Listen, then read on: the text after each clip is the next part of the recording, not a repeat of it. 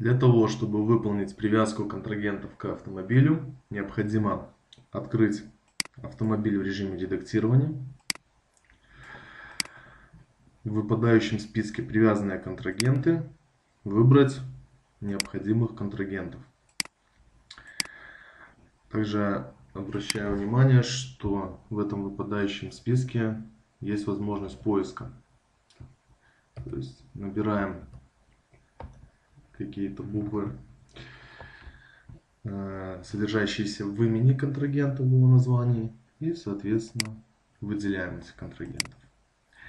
Если мы хотим отвязать контрагентов от автомобиля, мы заново входим в режим редактирования автомобиля и просто снимаем птички, которые были проставлены.